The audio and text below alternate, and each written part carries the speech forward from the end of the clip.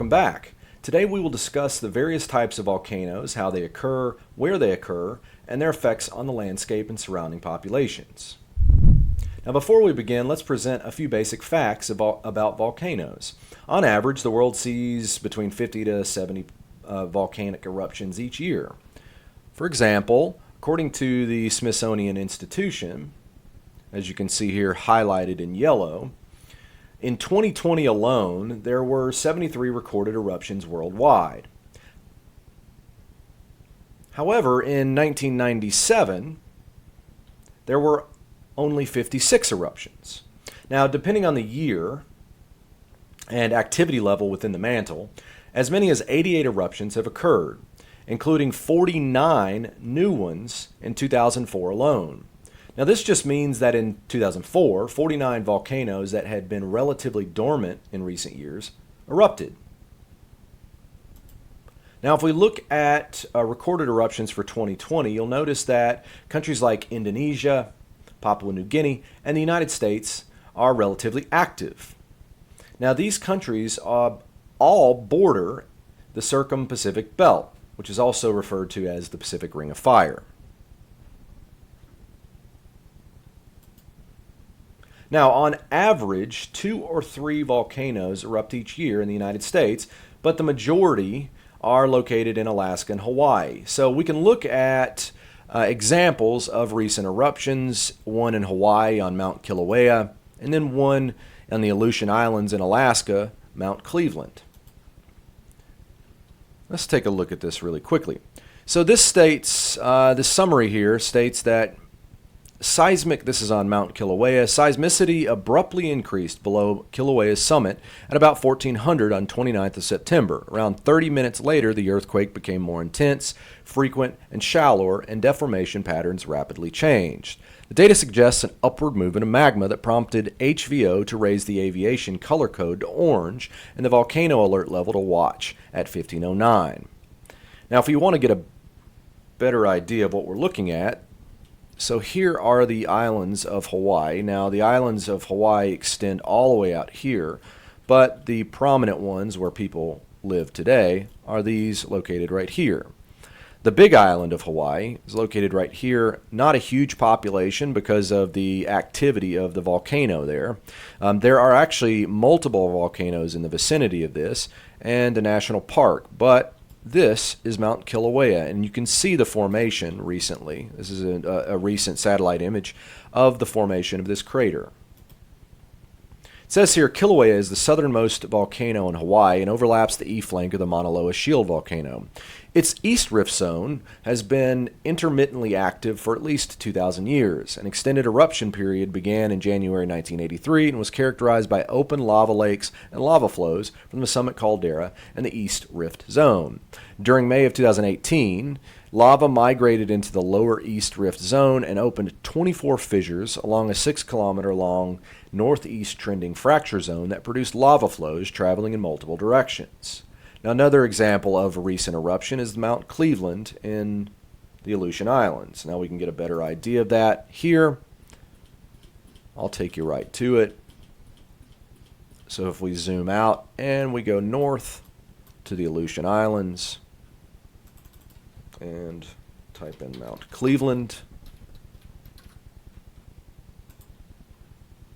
and it'll take us right to it.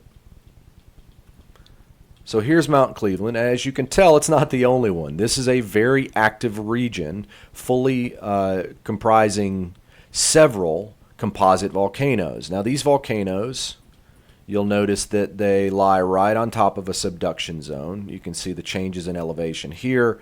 They differ greatly from the types of volcanoes we see on Hawaii, and we'll go into more detail on those later. But here is Cleveland volcano. Cleveland is located in the western portion of Chuganadak Island, a remote island that is part of the East Central Aleutians. Recent activity has been dominated by small ash explosions, intermittent lava dome growth, gas and steam emissions, and occasional thermal anomalies. The previous report described an ash explosion on the 9th of January in 2019 that was followed by lava dome growth. By February, the lava dome had begun to slowly subside. Now, just like Indonesia, Japan, Mexico, and the Philippines are also located along the Pacific Ring of Fire and are particularly vulnerable to volcanic hazards. For example, the Popocatépetl, located in southern Mexico, first erupted in January of 2005 and has continued to erupt each year. As we can see here, frequent historical eruptions have been reported from Mexico's Popocatépetl dating back to the 14th century. Activity increased in the mid-1990s after about 50 years of quiescence. And the current eruption, ongoing since January 2005, has included numerous episodes of lava dome growth and destruction within the 500-meter-wide summit caldera. Multiple emissions of steam and gas occur daily, rising generally 1 to 2 kilometers above the summit at about 5,400 meters in elevation. Many contain small amounts of ash. Larger, more explosive events with ash plumes and incandescent ejecta landing on the flanks and causing ashfall in nearby communities are periodically reported. In translation, the people that live near these volcanoes and calderas are at greater risk because of the frequency of eruptions. So, the next question that we're going to try to answer is, what are volcanoes? They are defined as the eruption of molten rock along the Earth's surface and are one of the main ingredients in the process of creating new lithosphere.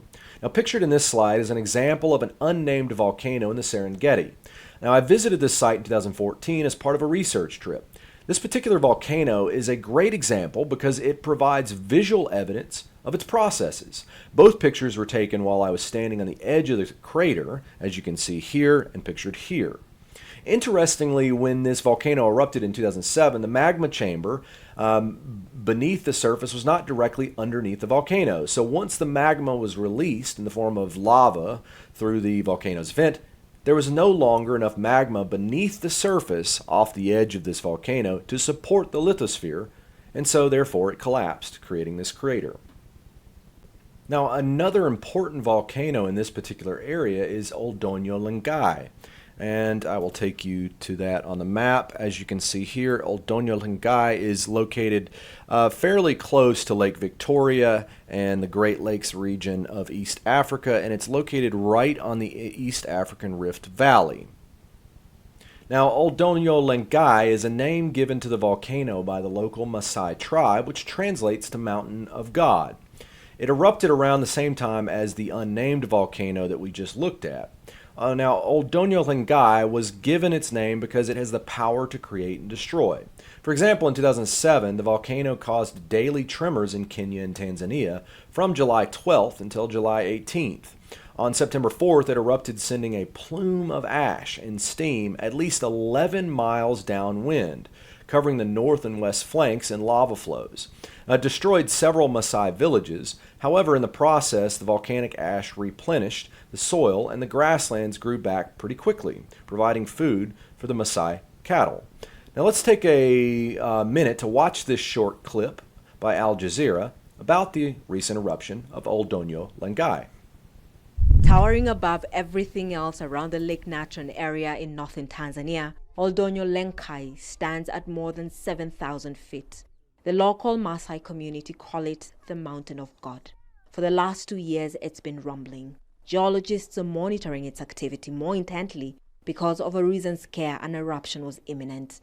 That threat level has since diminished, but scientists say nothing can be left to chance. Hanson Kotago is professor at the University of Dar es Salaam's Geology Department. He says Tanzania needs a working observatory center to be able to keep a closer eye on the mountain itself rather than getting information from other countries' experts. It has been unfortunate that even Old Doño Lengay itself can tell you, people from Germany, Europe, they have more information because they have been working there at the mountain there than we do.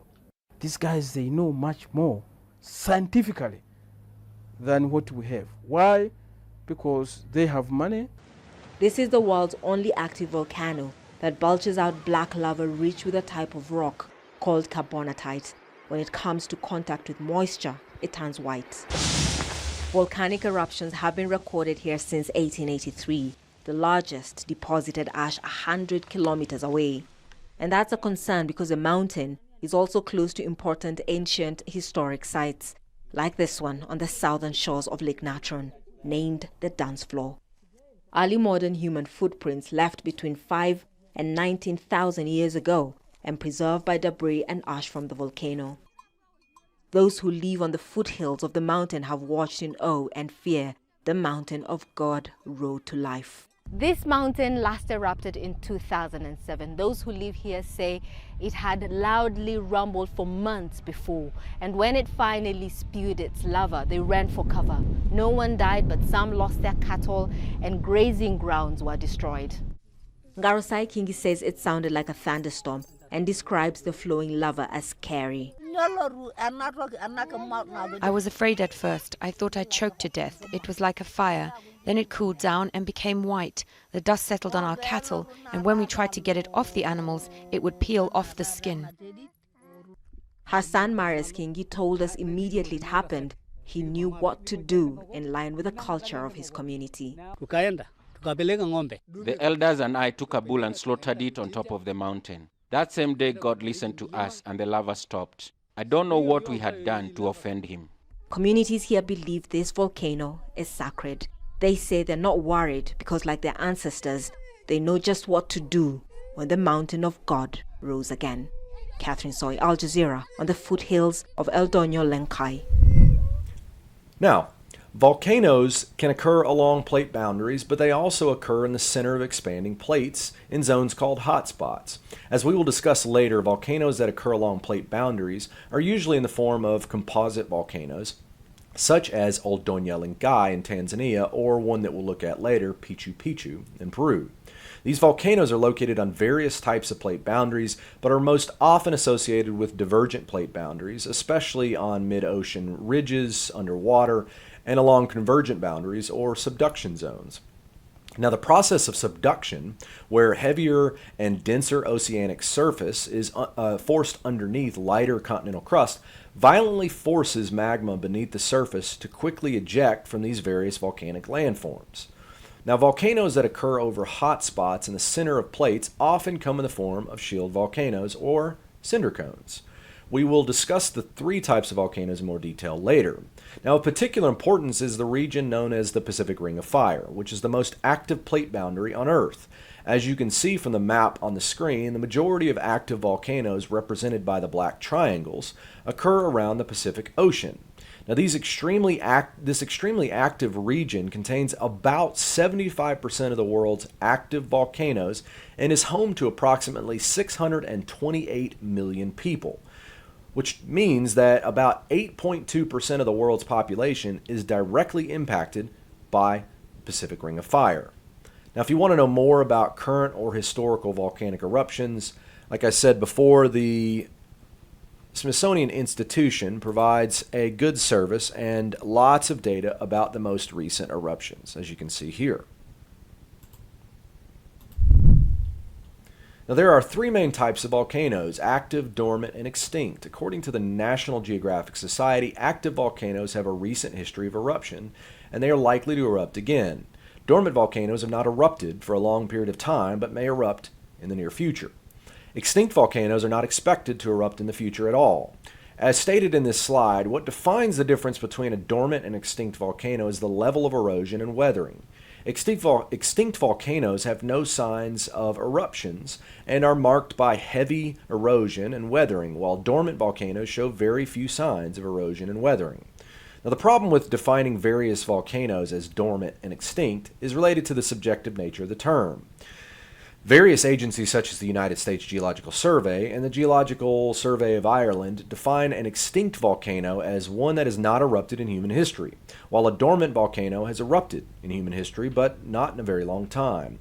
Now, this data is gathered from seismographs based on movement recorded under the lithosphere. However, we're not exactly sure if extinct volcanoes will or will not erupt in the future, and we can't be sure if extinct volcanoes have not erupted in human history. Unfortunately, these are the best terms we have for determining emergency plans using a cost-benefit analysis. Less emphasis is placed on emergency plans for regions around an extinct volcano than areas near a dormant or active volcano. Now, the images on the right of the slide show the moments leading up to the eruption of Mount St. Helens in Washington on May 18, 1980, and the moments right after the eruption. These GIFs give you an idea just how destructive a composite volcano's eruption can be. The eruption of Mount St. Helens forced the entire northern quarter to collapse, and pyroclastic flow deposited all over the northern landscape. The molten pyroclastics destroyed the surrounding forest, but since the eruption, the forest has grown back in abundance. So this map kind of gives you an idea of the impact of Mount St. Helens eruption in 1980. As you can see here, pyroclastic flows went as far as 8.5 miles to the northern side of the mountain, reaching Spirit Lake. Now, this eruption also caused mud flows in every direction and deposited debris along the North Fork Tuttle River all the way down to Hofstad Creek.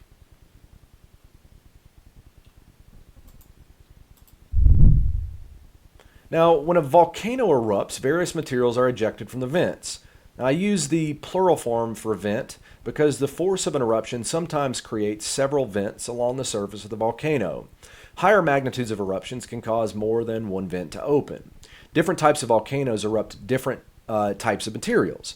Now, geologists record these materials based on a material's viscosity, which refers to its resistance to flow. Harder materials have greater viscosity and are more resistant to flow, whereas more liquid materials have less viscosity and flow with relative ease. Higher viscosity magmas typically have higher silica content and produce explosive eruptions. Silica, which is the shortened term for silicon dioxide, is one of the most complex and abundant families of materials and is commonly found in nature as quartz.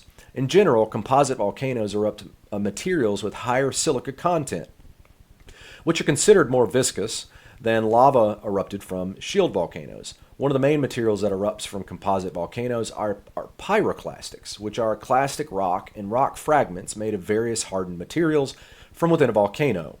Pyroclastic flows contain a high density mix of hot lava blocks, pumice, ash, and volcanic gas.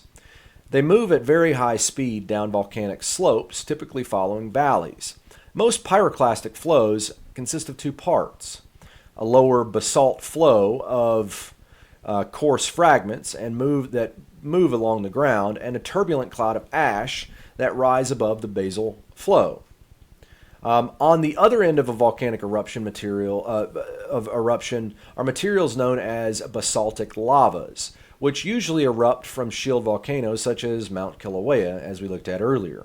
Basaltic lava has a low viscosity but is an iconic material representing the active volcanoes of various Hawaiian islands.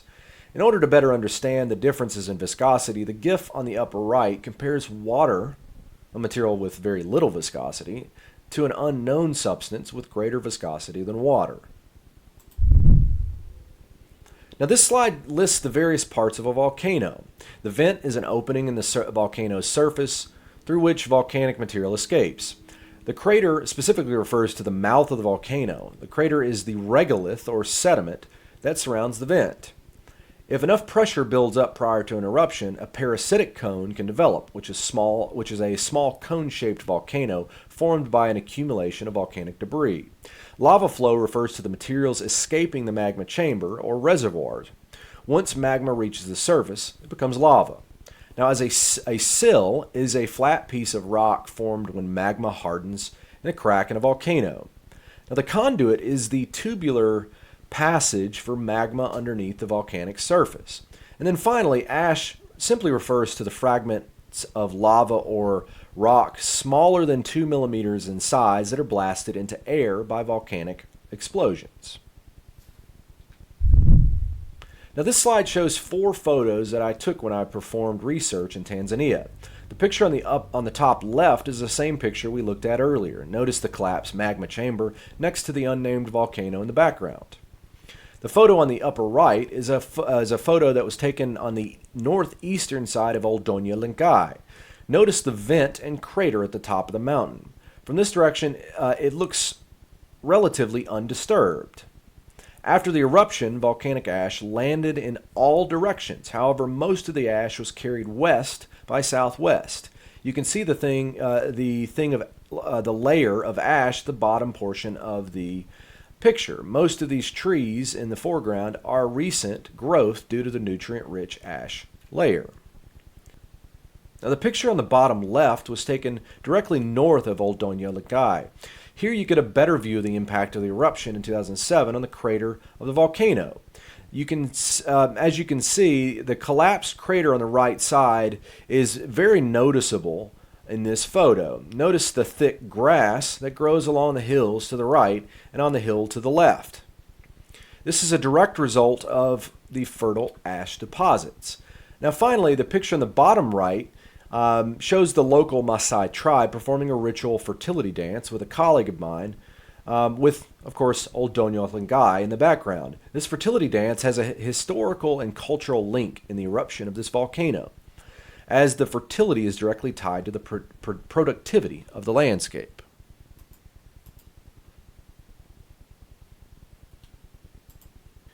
This map gives you an idea of the impact of the 2007 eruption of Old Doña Lengay. The primary eruption occurred in the west by southwest end of the mountain, and winds carried the ash to the western portion of Tanzania. It actually carried it as far as 20 kilometers in that direction. Measurements were taken by geologists on the scene, and they concluded that the average depth of the ash was anywhere between 1 to 5 centimeters thick. Now this slide shows 3 separate volcanoes surrounding the city of Arequipa, Peru. Now I was able to visit this city in 2013 to perform some research and discover the cultural importance of these volcanoes on the local city. The city itself is called the White City because of the buildings which are built with sillar stone, which is an extrusive igneous rock made of rhyolite.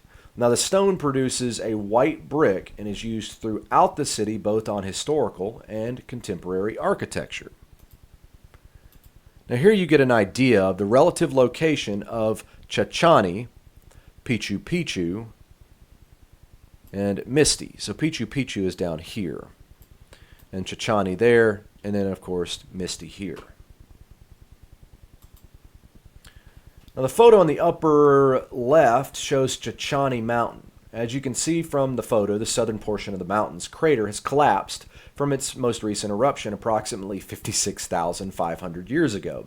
Now this volcano is considered dormant, but has the potential for eruptions in the near future. Chachani has left behind extremely fertile ground used by the Quechua people to grow various crops in the region. They are able to retain the nutrient-rich soil through various agricultural methods. Now the photo on the bottom left is Mount Pichu Pichu, directly to the east of Arequipa. This volcano is extinct and shows signs of extreme weathering and erosion. Using the potassium-argon radiometric dating method, geologists estimate that Pichu Pichu was active approximately 6.7 million years ago. Now you can still see the collapsed crater left behind from its last eruption, even though much of it has eroded away. Now finally, the picture on the right shows Misty Mountain, which is still active. Its last eruption was 198 years ago, and its periodic release of gas has led some experts to warn that another eruption is imminent. Misty sits directly northeast of Arequipa and is an iconic mountain to the local city. As you can see from the photo, the vent and crater sit just above the clouds. The building in the foreground are made with sillar stone, hence the white color.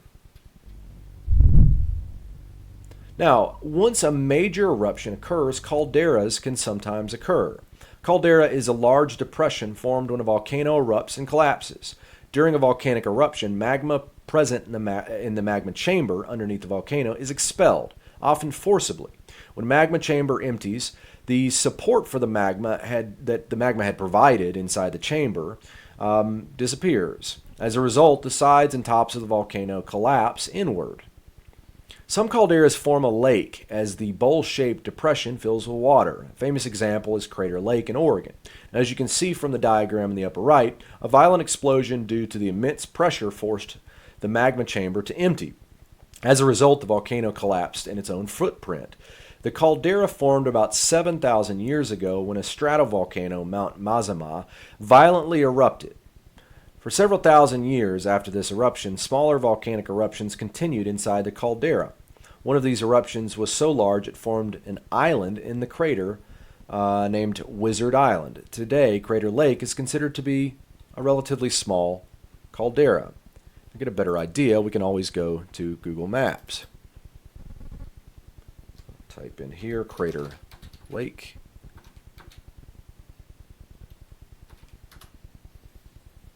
And this will take us right there. So Crater Lake is located along the Circum-Pacific Belt in that Pacific Ring of Fire. As you can see here, this is along a subduction zone. It is part of a national park and attracts thousands of visitors each day. This is, of course, the Wizard Island. And while this particular volcano is not, this particular caldera is not erupting, it does run a risk of eruption in the future. Now, the photo on the bottom right of the slide was taken in 2014 at Ngora Ngora Conservation Area. Ngora Ngora Crater is an extinct caldera located in the Great Rift Valley of East Africa and lies 75 miles west of Arusha. Approximately 20 million years ago, the eastern side of Africa started to crack and rift, causing the land between the rifts to subside. This resulted in the Earth's crust gradually thinning and softening, allowing molten materials to thrust to the surface and form lava beds, and then later volcanoes. Now, it's believed that the Ngora Ngora crater once rivaled Kilimanjaro in size when it was still a mountain. The lava that filled the volcano formed a solid lid, which subsequently collapsed when the molten rock subsided, forming the caldera that you see pictured here. Now, we can go to that fairly quickly, so we'll go to Ngora crater here in Tanzania. Again, located along the East African Rift Valley, you'll notice it's fairly close in proximity to a lot of the volcanic activity here along this Rift Valley zone. And of course, Ngora Ngora crater is considered to be a fairly decent size, although technically a mid-sized. It is one of the largest in the continent of Africa. Now, this satellite image kind of gives you some idea of the sheer size of the caldera. As you can see, a lake is formed in the southwestern portion of the caldera. It's one of the most densely populated conservation areas in Africa with over 25,000 animals call it home. The eruption of the caldera created a diverse and nutrient-rich environment for wildlife. Currently, each of the big five African animals can be seen in the caldera, including the black rhino, African elephant, lions, buffaloes, and leopards. There are over 7,000 wildebeests, 6,000 spotted hyenas, 4,000 zebras, 3,000 gazelles, and various other smaller animals throughout the conservation area. Now, Yellowstone National Park is another example of a caldera. Now, this map I recently created showing the various calderas formed over millions of years after the Yellowstone supervolcano has erupted. Currently, Yellowstone National Park sits on top of 4 overlapping calderas. Volcanism at Yellowstone is relatively recent, with calderas that were created during large eruptions that took place roughly 2.1 million years ago, 1.3 million years ago, and then 630,000 years ago. Now, the hot spot here appears to move across the terrain in an east-northeast direction and is responsible for the eastern half of Idaho's Snake River Plain. But in fact, the hot spot is much deeper than the surrounding terrain and remains stationary while the North American plate moves west-southwest over the top of it. The magma chamber that sits under Yellowstone is estimated to be a single connected chamber about 37 miles long, 18 miles wide, and 3 to 7 miles deep. Over the past 18 million years or so, the hotspot has generated a succession of explosive eruptions and less violent floods of basaltic lava. Together, these eruptions have helped to create the eastern part of the Snake River to the west of Yellowstone and a once mountainous region. At least a dozen of these eruptions were so massive that they are classified as super eruptions. In recent geological history, two major resurgent domes were created, one to the west of the fourth caldera shown on the map, and the other along the northeastern edge of the third caldera. This suggests that there is a potential for another super eruption in the near future. Now, Yellowstone National Park sits on the northwestern portion of Wyoming and was officially designated the first national park in the United States when President Ulysses S. Grant signed the Yellowstone National Park Protection Act into law in 1872. Now, today, the park contains one of the world's largest petrified forests, which is a forest that has long ago been buried by ash and soil and transformed from wood to mineral materials. Now, the park contains a series of geysers where boiling waters violently erupted above the surface. Water chambers beneath the surface reach boiling point in a process similar to a tea kettle. Magma underneath the water chamber forces the water to come to a boil. As it begins to boil, the water is ejected at the surface. Most of the geysers in Yellowstone have consistent eruptions and can be timed fairly accurately. For example, Old Faithful, one of the most famous and regularly scheduled geysers at Yellowstone, erupts every 35 to 120 minutes, depending on the time of day. Now, geologists on site can accurately predict the intervals based on seismic activity under the surface. On the map on this slide is a copy of the official map handed out when you go to Yellowstone. As you can tell, the caldera rim is clearly marked on the map. Most geysers, most active geysers, most geyser activity occurs within the caldera. You also find several hundred small hot springs, but do not touch that water. It's actively boiling and can cause serious damage. Now, the picture on the upper right is a small geyser with regular eruptions every few minutes. The picture on the bottom right is an example of one of these hot springs. The volcanic activity forces the release of sulfur dioxide, and when mixed with the boiling water, causes the mafic rock surrounding these hot springs to rust. You can also see a slight redness in the topsoil just beyond the hot springs. Now, as mentioned earlier, shield volcanoes generally form over mid-plate hotspots, and composite volcanoes generally form along plate boundaries. This diagram is a simplified example of how certain types of volcanoes can occur. Subduction zones at oceanic convergent boundaries can form island arc volcanoes, which are simply long chains of active volcanoes with intense seismic activity. Subduction zones along oceanic continental plate boundaries produce composite volcanoes as well as long orogenic belts. Continental rift zones often result in the formation of continental shield volcanoes and cinder cones, and we'll look at some examples of those later.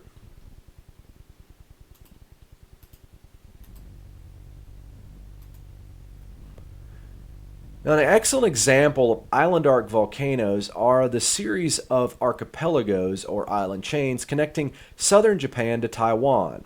These islands form along the boundary of the Filipino plate and the Eurasian plate. Now, as you can see here, if we were to rewind and go back several million years ago during the greatest extent of the Ice Age, this area was actually part of a lake. And this area was above the water level. And so this actually connected directly to the mainland in China.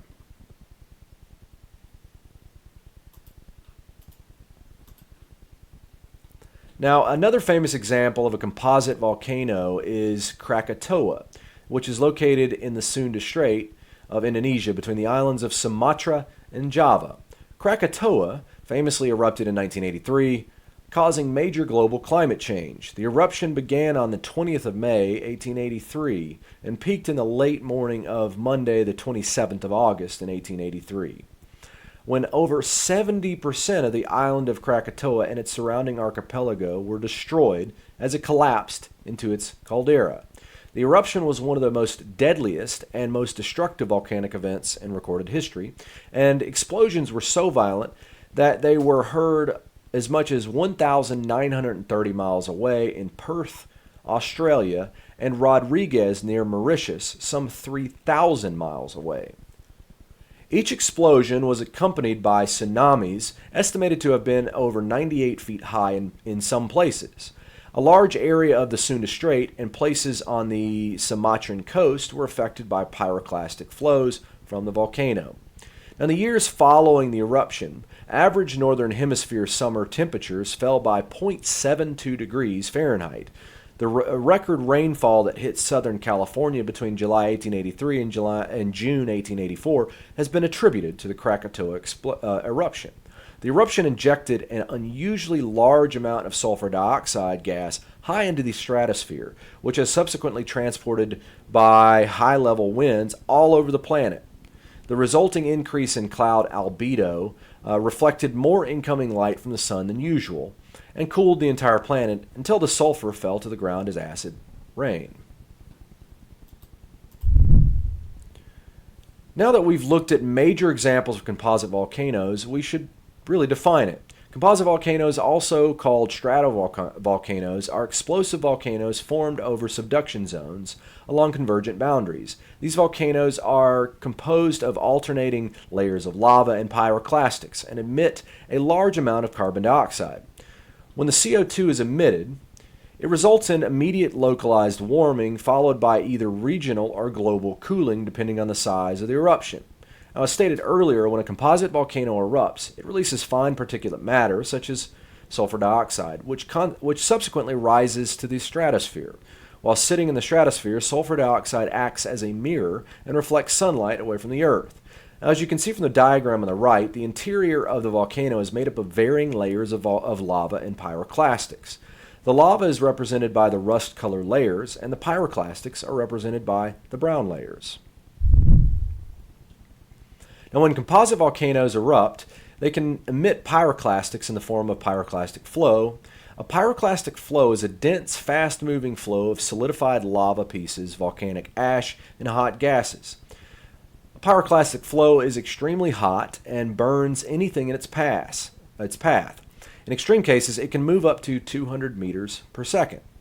Pyroclastic flows form in various ways. A common cause is when the column of lava, ash, and gases expelled from a volcano during an eruption lose its upward momentum and falls back to the ground. Another cause is when volcanic material expelled during an eruption immediately begins moving down the sides of the volcano. Pyroclastic flows can also form when a lava dome or lava flow becomes too steep and collapses. Composite volcanic eruptions often result in lahars, which is an Indonesian term that describes a hot or cold mixture of water and rock fragments that flows down the slope of a volcano and typically enters a river valley. Eruptions may trigger lahars by melting snow and ice or by ejecting water from a crater lake. Pyroclastic flows can generate lahars when extremely hot flowing rock debris erodes, mixes with, and melts snow and ice as it travels rapidly down steep slopes. When the soil surrounding the summit and base of a volcano heat up and mix with expelled water, the resulting mud flow can be devastating to the surrounding populations. Now, the GIF on the upper right shows the recent lahar that occurred after the 2017 eruption of Mount Semeru in Indonesia. The GIF on the bottom right shows the devastating pyroclastic flow in Japan after the eruption of Mount Unzen in 1991. Cinder cones are formed during a violent single eruption event from a resurgent dome. Generally, cinder cones occur over large magma chambers and often form in clusters.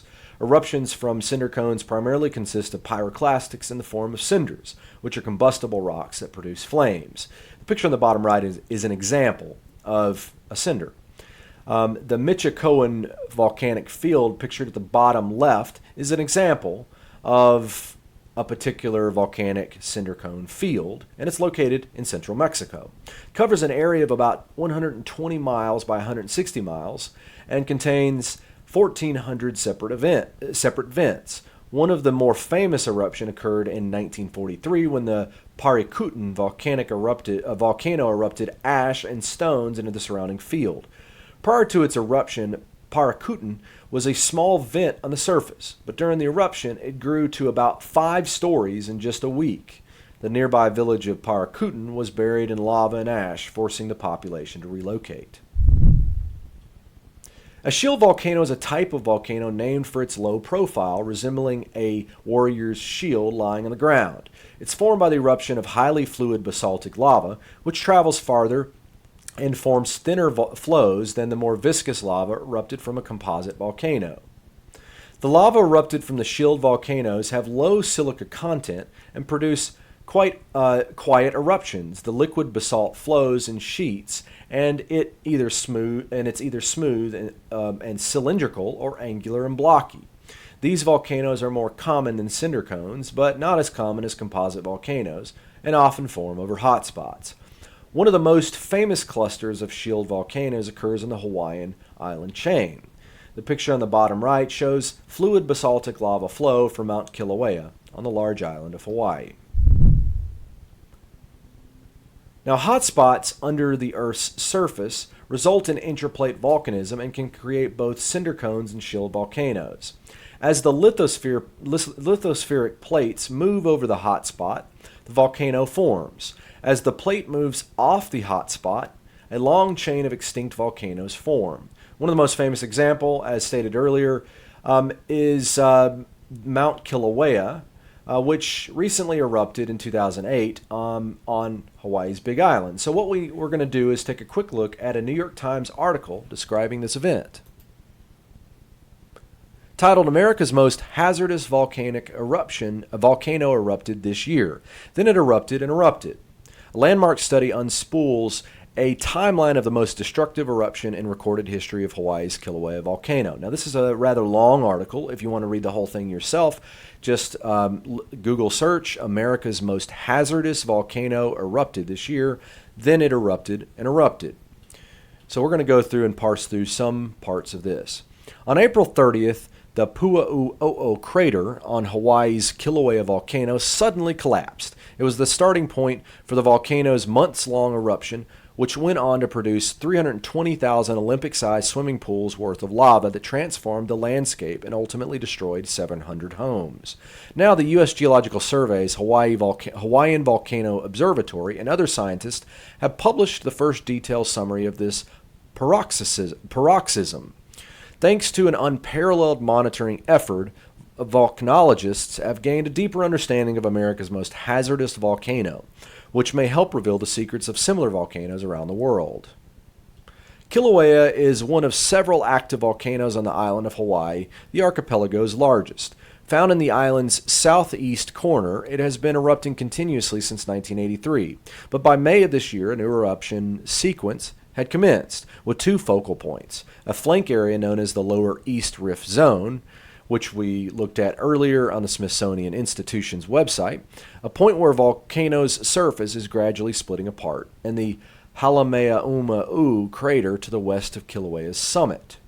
The collapse in April of the Pu'u'o'o crater, located in the East Rift Zone, may have coincided with the breakdown of subterranean barriers. They could have allowed magma at the site to flow through an established pathway toward the Lower East Rift Zone.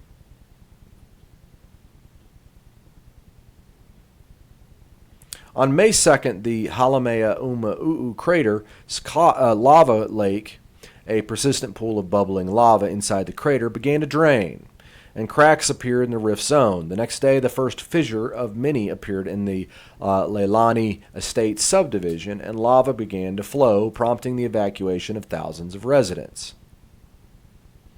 Increasing seismic activity at the summit coincided with a magnitude 6.9 tremor beneath the volcano's southern flank on May 4th, the largest on the island in 4 decades.